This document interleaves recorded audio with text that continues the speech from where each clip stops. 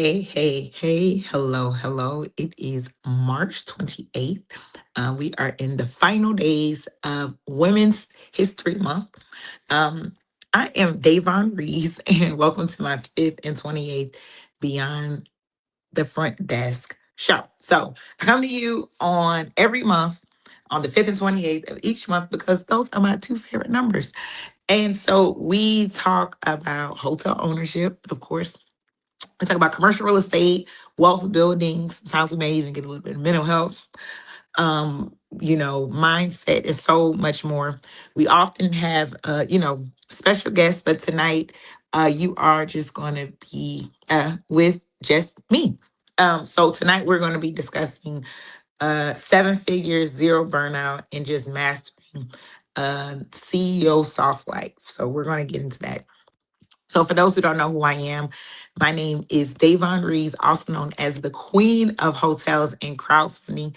I started off as a front desk agent in a hotel, and I am a hotel owner and a CEO and founder of Vestor, which is a commercial real estate crowdfunding platform. Today, I've helped over 200 Black hotel owners and investors get there, um, as well as I had put together a $30 million hotel real estate portfolio, as well as and I've helped raise over $6 million for commercial real estate and tech. And now I help others do the same. So I'm based out of Atlanta, and I would love to know where you all are coming from. So let me know in the chat where you are coming from. And also, this book, I am also an author of How to Buy a Hotel, which is on Amazon, and the link is in the chat as well. All right, so before we really get into the nitty gritty, I want to let you all know what's been going on since we last spoke on the 5th. Our previous conversation, it was with Daisy Jones Brown, and we talked about her military fund and her event that she was having in Biloxi, Mississippi, which I had the pleasure and privilege of speaking on with another phenomenal powerhouse, Adrian Connish, and with the launch of Miss Daisy's new military fund. So we had a chance to talk about commercial real estate and just meet some amazing people, and we changed lives. So that was a great opportunity to be a part of that. So thank you, Daisy. All right. So let's get into it. Well, before we really get into it, let me talk to you more about what I did. So like I said, it's been busy. Actually, I went to the Bahamas early this month, brought my little one, and we celebrated along with other phenomenal people, in dignitaries. We celebrated on my mentor's 94th birthday, Ambassador Andrew Young in the Bahamas. And it was absolutely amazing. Got a chance to meet with the Prime Minister of Bahamas. I cannot forget that. So also, while I was in the Bahamas, I had a chance to meet Miss Naticia Simonet. She was actually the first Black woman to own a hotel in the Bahamas called Nettie's Art Retreat. It's a boutique hotel. And I stayed at the beautiful Baha Mar Grand Hyatt. So shout out to Peter McMahon and his team for hosting us. It was just an amazing time. Went to the water park. We had a carnival there, or like, I won't say carnival, but like a fair for the kids. So just anytime you're in the Bahamas, make sure that you stop by the Grand Hyatt Baha Mar. And then also got a chance to sponsor an event. It was another Black female hotel owner. Oh my gosh, I met a lot of Black women hotel owners this month. And then also got a chance to be a part of a conversation with another, like I said, another Black woman hotel owner, Marianne Loon Martin. She's in Marrakesh, Morocco. She owns a hotel, it's a boutique hotel, 24-room luxury, Janae Tamzana. I probably butchered the name, but it's in Morocco. And so I got a chance to meet her this month. So just great to meet these phenomenal women during Women's History Month. I also got a chance to, most recently, I went to an event. It was during the HBCU Aware Fest in Atlanta. I got a chance to meet, I met him before, but I met him again, Mr. Robert Smith. And I got a chance to meet Tyler Perry. So that was really cool. And put together my first political fundraiser for my younger sister, Lena Reeves, who's running for Commissioner One seat for re-election in Clayton County. So that's been my month. So now let's get into it. All right. As we are in the final days of Women's History Month, for the longest, I've always been, you know, um, burnt out, I would say, you know, being a CEO, being a mom, uh, you know, um, it's, you definitely get burnt out, right? So during this episode, the fifth and 28th Beyond the Front Desk episode, we're just talking about seven figures, how can you achieve that, and then and try to get zero burnout, right? And then just pretty much mastering the soft life, right? Um, and so what does that mean, right? Um, what does that look like, right? Um, One, I had to shift my mindset, right? Coming from an entry level mindset to more of a CEO mindset, right? So working harder, not working smarter, right? And not harder. And I was doing it, just constantly just working hard and just being exhausted, right? And now I really try my best not to do that, right? I delegate, I say no. DoorDash has become my best friend. It really has. Like, it said to me, like, oh my gosh, I need to go run to the store, and oh my gosh, I'm gonna be late, and I gotta get my baby some food, and I gotta get, and it just that's just what it was. And I was just so stressed. And I was like, Davonne, why don't you just, like, it's so much technology out there, right? So many things that you can do to help make your life so much easier. Um, as my good friend Ann say, which I have her later on another episode, people pay for convenience, right? And I was like, oh my gosh, what can I outsource to make, my life better? I use Gemini and Claude. I don't use Chaz too much. I found Gemini. I fell in love with Gemini. So Gemini, I'm a Gemini. And then there's Gemini by Google. Love it. It's amazing. Claude and other AI tools that really just help make my life so much easier and automate and just thinking and just really just saving a lot of time. Hiring someone to clean my house. Um, hey, I had some folks who complained about it. Hey, but they didn't offer to clean it, right? And so it just, just taking the time of what can I do to make my life easier, and so that way I can focus my time and energy on other things, right? So that way I won't be exhausted, and I won't be stressed, and that way I could be fully present for my son and for my business, as opposed to me being stressed and oh my gosh and this and that. And it's just, I feel like I never can get ahead. I'm still looking for a meal prepper. So if you know anybody in Atlanta, or if you do meal prep, let me know. That would help me out. I'm really looking for someone to cook on a weekly basis. I'll be like in heaven. I had one, but she don't do it anymore. So, or I found one, the food wasn't good. So that's the hard part. Like finding somebody that can really do something. So let me know. So now I have a project manager, have an executive assistant, event planner, compliance team tech. That does cost. I will say it's not free. But it's been helping me relieve some of their stress, relieve some of the responsibilities, and help me not having an forever ending to-do list. I just felt like nothing was ever getting done and I was still exhausted and leaving so much money on the table and not spending enough time with my son. Right. Some of these family, you don't get this time back. So I really wanted to be fully present. Had a feel I was able to chaperone and just really be fully present with him.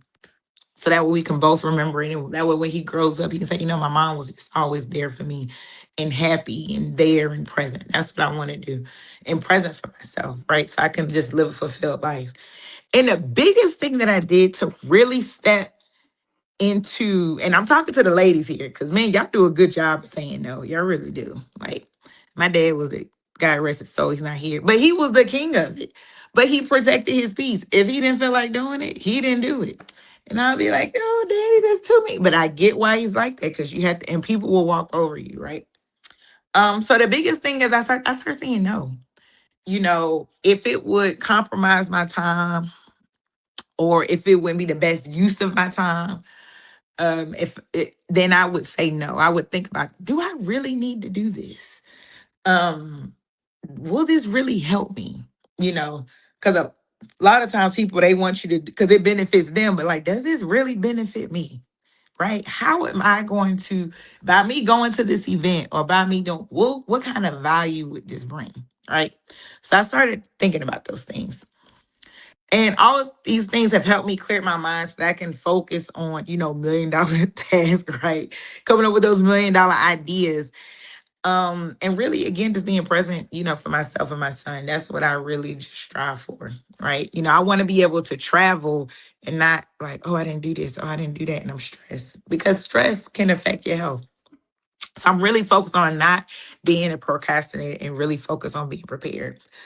So these are some of the things that I would recommend to help you build a softer life. Before I get into that, does everybody know what a softer life is? Does anyone know what living a soft life is? So let's pull up by definition. So by definition, because I know what it is, by definition, what would it be? Soft.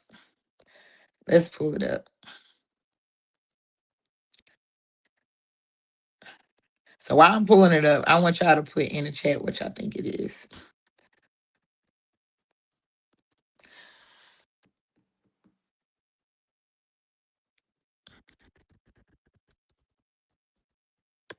Okay, let's see. Soft life.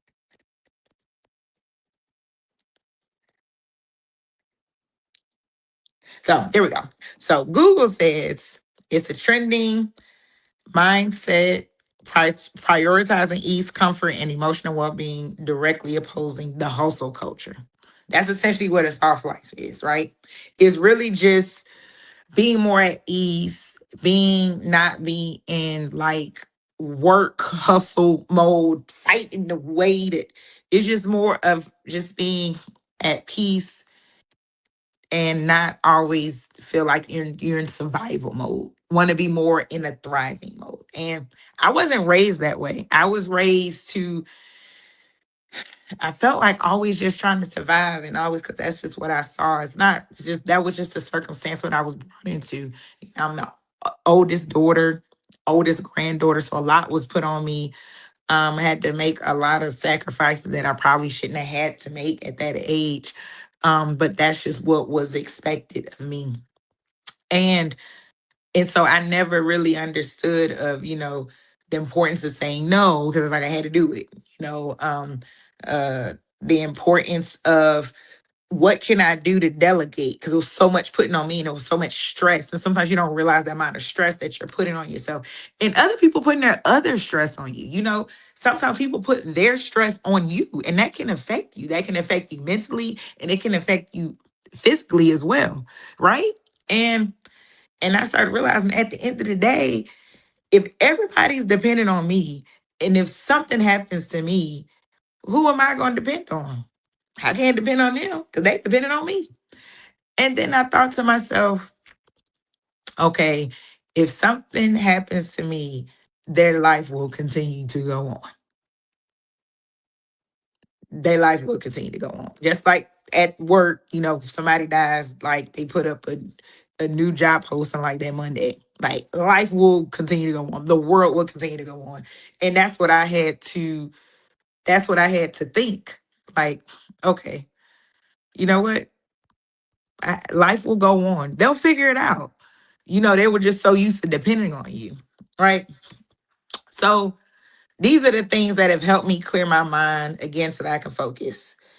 Again, what does that look like? Working smarter, not harder, right? Again, I was just raised to figure out things on my own and take care of others. And I was like, you know what? I don't want to live like this. It's exhausting. And I was like, I'm always tired. Like, why am I always tired and exhausted and feel like I'm fighting? It's just, I don't want to do that anymore. I want to really live an abundant and fulfilling life. And I started being around other amazing women, and they weren't doing that. They were like, Devin, what are you doing? What do you no? This is what you do. You delegate it. Why are you why are you rushing to go to the store for this when just paid someone who they decided to do this DoorDash to do it? I was like, oh yeah, you're right. Or you have people who work for you. Pay. I'm like, oh yeah, you're right. Like, what can I do to offset this to make my life easier? So then we have taking time for myself, saying no, doing things that relaxes me, right? And I really probably lately really been focusing on self-care because I just will put myself in very stressful situations a lot of times with me, right? And also watch The Secret. So if you haven't watched that, I will watch The Secret. Put it in the chat for you, okay? So now let's talk about I invest in things that can be passive, right? So that's on the money side. And I noticed that I was able to think about more things once my mind became more clear because it was cluttered with so much stuff, stress and exhaustion, and my ever ending to do list, right? So I was like, okay, how can I make my money work for me, right? How can I do, going back to that working smarter, not harder, investing in passive alternative investments like real estate or investments such as stock? If you don't know how to, let me know and I can connect you with the right person, right? And is amazing when it comes to stocks. Like I said, we'll be bringing her on.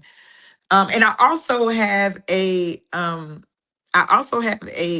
passive income playbook where it literally walks you through how you can invest passively in real estate and stocks with like less than $1,000. So what does that mean? Like investing passively, right? So investing passively meaning like, so it's two things. You have the active investor and the passive investor, or general partner and a passive limited partner.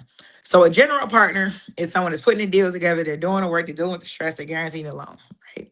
And the passive person is like, oh no, no, no, Davonne, it's too much work. But I want my money to grow. So I'm going to invest and then I want you to watch over the investment. Because I don't, that's not my focus. I want to do other things. So that's the difference, right? So there are actually ways that you can invest in real estate passively. You can invest in REITs, which stands for Real Estate Investment Trusts. Have that all in the playbook. You can invest in deals where you're the limited partner and you invest passively. You can invest in stocks. They're for the folks trying to get a hotel stocks where you can get in to. So again, I talk about this in this playbook, and it's how you are investing your money and you're watching and you're seeing your money grow, but you're not like really doing all the nitty gritty when it comes to work, right? So again, how can you work smarter and not harder, right? Just having that abundant mindset, right? You can also use your retirement to invest. A lot of people don't know that. Like I found that out years ago. Like probably within the past 10 years, I just shared it with people. And the majority of my investors for my hotels, that's what they use. They use their retirement to invest. And a lot of people don't know that, right? So again, that way you're not using your immediate cash, you're using your money that's already in an investment account. It's just you can use it in real estate that can generate sometimes, depending on the deal, 10 to 12% or more, right? Um, again, all of this started coming around and hanging around more women who are in that soft light, space. Because I got into hotel ownership by hanging around other hotel owners, right? And so now I'm seeing all these women and they're not exhausted from working so hard, which can lead to stress, right? And every year I go to Women with Heart by Morehouse School of Medicine. I'm always invited. My mentor, Mrs. Carolyn Young. And it's so amazing. Every year I go and there's similar stories of African American women to Black women. They're telling their stories how they almost died, from heart failure. And guess what the root of it? It was stress. And I'm like, ugh, I don't want to do that. Like, I want to, and of course, you're going to go through life stress. It's a part of life. But what can we do to mitigate that, right? And I was watching The Secret, which I think y'all should watch or read the book or listen to the audiobook. They're like, a lot of times, the bad things that happen, sometimes you think about it, sometimes you're like, well, I don't want to think that way. Right. And so, some folks, they don't agree with paying for someone to cook their meals or cleaning. And I get that. Some people get on me about that. But it's like, well, why set myself up like that? Right. I'd rather take that time to focus on. Now I clean my house. I'm gonna say it's junky. Like, you just show up, it's clean. But like the deep cleaning, right? Cleaning the hardwood floors and the baseboards, that takes a lot of time. And I'm like, you know what? How about I can save my time and this will help you. And somebody taught me this. What's your think about what your hourly rate is, right? If you're an entrepreneur, if you're working, whatever it is, think about what's your hourly rate. If your hourly rate, let's say your hourly rate is $100, why are you doing work that's really $20 an hour? So then that's something that you can outsource. That way you can really spend your time, instead of focusing on a $20 an hour, you can focus on $100 an hour, right? Again, going into that CEO mindset. So spending time with my son is priceless. Helping him with his homework is priceless. Going to the beach with him is priceless, right? Creating all these memories with him, priceless. He loves crab legs. I love crab legs. Us just sitting there eating crab legs, watching a movie, priceless, right? That way my mind can be clear and I can focus and we can enjoy the moment. So here's some things that you can start, right? Baby steps. So a lot of times you people get the analysis paralysis. There's so many different things that's thrown at you, right? And it could be overwhelming. Just start small. That's what I did. Just start small. Um, if you don't journal daily, it's a habit. Start with like once a week, then maybe twice a week. And the reason why I say journal, because it really helps, because it's taking your thoughts out and putting them and just clearing your mind. Just decluttering it. It could be when you wake up, you could go to sleep. Again, just try it once a day. If you can't, once a week. Some people record their thoughts, right? I think I saw Beyonce. I love Beyonce. I think I see her do it, in her documentaries. Where you're just clearing your thoughts, right? Decluttering your brain. Um, or some folks go to a therapist. It's amazing too, right? Just getting those thoughts out and to help you process it. If you feel like that you're now, before I get any, these are just things that help me. So everybody has their own path, and choose what feels comfortable for you in your own research, right? So if you're constantly feel like you're burnt out, and just take a step and review your daily life on what you can eliminate or delegate, right? So for instance, um also preparing. I've been trying to get better at preparing, because that saves a lot of time. So when I first moved into my house, um, I went crazy with organizing, because I was like watching TikTok and was like all these, I don't know how my TikTok algorithm got on people organizing, but it did. I guess that was the universe trying to tell me something. And it was just like all of these different things. I was like, that's what I'm going to do. I'm going to start off right. So, because I don't want to be overwhelmed. So I want to come in organized. And that's exactly what I did. I went like crazy with the organization. I organized my closet, and I did this myself. I'm proud of myself. I organized the closet. I color coordinated. I put the containers in the drawer, separators. I'm just doing all of these things, so that way it could just be not as cluttered, right? When I move, I didn't need it, it's gone. Gave it to the shelter or something like that, right? Gave my sons, if he didn't play it within a year, it's gone. Gave it to a shelter. If I didn't use it, it's just gone. What I need it for. right? Don't need a storage unit. I didn't have one, but that's where a lot of clutter goes to, right? So another thing that I did that's helped me, I would be so stressed every morning. I had to run, I had to get my son's, you know, get his clothes together and just get my clothes together. I'm like, oh my gosh, it's so stressful. It was more time wasted. So you know what I started doing? One of my girlfriends told me.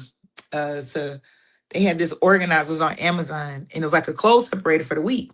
So every Sunday, I started ironing his clothes for the whole week. So I picked out his clothes for the whole week. Oh my gosh, it was like the best thing ever. Because in the morning, I didn't have to rush and try to, find out what he's gonna wear today. That stress wasn't on me. It was good for him because he knew where to go. It was Carmelo. So he had a system, he had a process. My son is a process person. Poor baby, his mama not, but hey, he helped me. And so every morning, get up, and if the clothes isn't there, he'll say it, Mommy, I don't know what to wear. But see, that morning, now in the morning, he knows, get up, brush my teeth, I get my clothes, right? Because we give him a shower the night before, right? So knows what to do. It's less stress for both of us. Another thing that you can do is meditate. You can't do it daily. Just do it once a week. Just start. Micro habits going to big habits. A lot of times what people do, we want to jump into a habit. You trying to turn, depending on your age, 20, 30 years of unlearning and trying to do it. That's not going to happen. It's a gradual change. Just do it once a week until it becomes a habit. You start to do it daily. Take baby steps. And then find one thing that you like.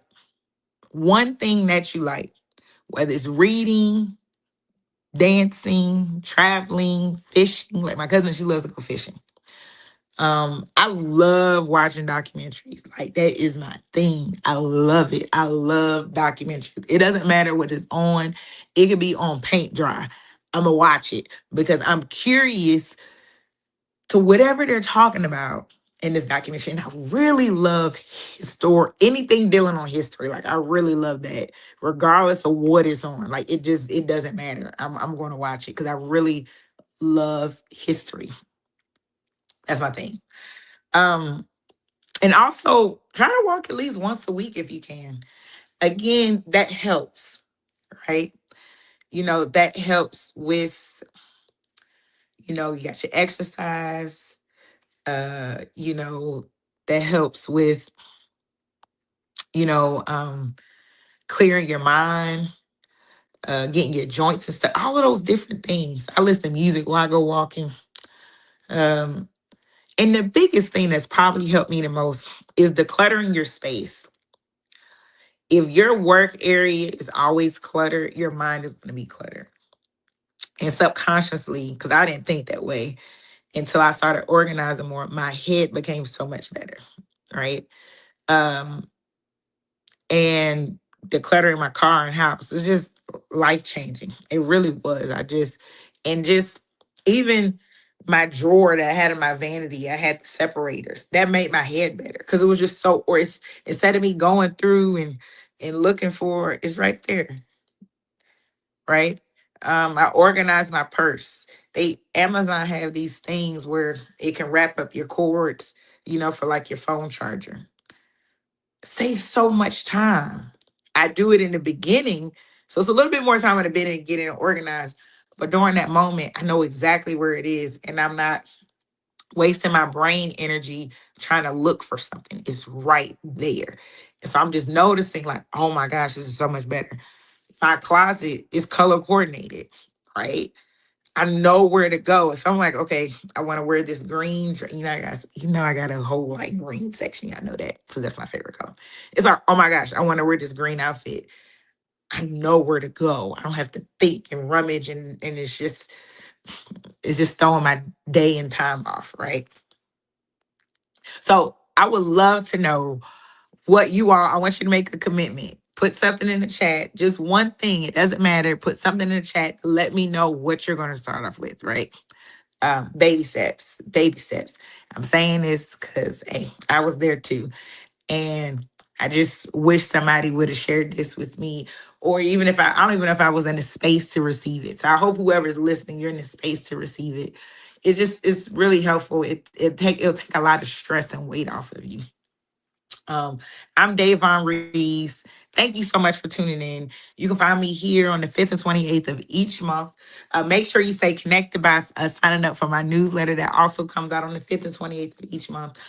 Please make sure that you follow me on all social media platforms. I'm on YouTube, LinkedIn, Instagram, Facebook, and TikTok. And I will see you on the 5th. See you next time.